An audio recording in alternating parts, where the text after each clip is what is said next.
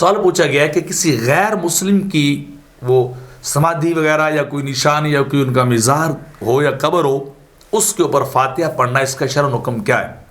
تو اس کا جواب یہ کہ غیر مسلم وہ چاہے کسی بھی دین اور مذہب سے تعلق رکھے، وہ سکھ ہو، وہ کافر ہو، وہ عیسائی ہو، وہ یہودی ہو، وہ زرتشت ہو، وہ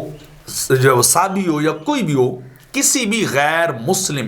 وہ چھوٹا ہو بڑا ہو، مذہبی رہنما ہو یا عام آدمی ہو، اس کے لیے مغفرت کی دعا کرنا مسلمان کے لیے جائز ہے، کسی طور پر نہیں ہے۔ قرآن مجید کے اندر اللہ رب العزت نے فرمایا وما کان للنبی والذین آمنوا ان یستغفروا للمشرکین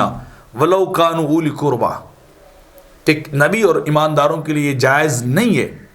کہ وہ کسی بھی مشرک کے لیے مغفرت کی دعا کریں، چاہے وہ ان کے قریبی ہی کیوں نہ ہو، جب واضح ہو چکا ہے کہ وہ اصحاب جہنم جہنمی لوگ ہیں، یعنی وہ کفر کی حالت میں مرے ہیں، شرک کی حالت میں مرے ہیں، تو وہ ان کے لیے مغفرت کی دعا نہیں کی جا سکتی۔ حدیث مبارکہ میں بھی اس طرح جو ہے کہ جگہ پہ وارد ہوا ہے کہ ان کے لیے جو ہے وہ دعا کی جائے، تو اس دعا کا حکم جو ہے وہ نہیں دیا گیا۔ قرآن کی واضح آیا کریمہ آ گئی، نص آ گئی، تو لہٰذا اب بندہ کو کسی نیت کو بھی لے کر، کوئی ارادہ بھی لے کر اگر ایسا کرے گا تو اس نے حرام کام کیا ہے، اس نے اللہ کے حکم کی خلاف ورزی کی ہے۔ وہ جو اللہ کے نہیں ہیں وہ مومنوں کے بھی نہیں ہیں، وہ ہمارے لیے ہم سے بھی کسی بھی خیر خواہی کے وہ جو ہے مستحق نہیں ہیں، تو لہذا مغفرت کی دعا کسی بھی کافر مشرک کے لیے نہیں کرنی چاہیے۔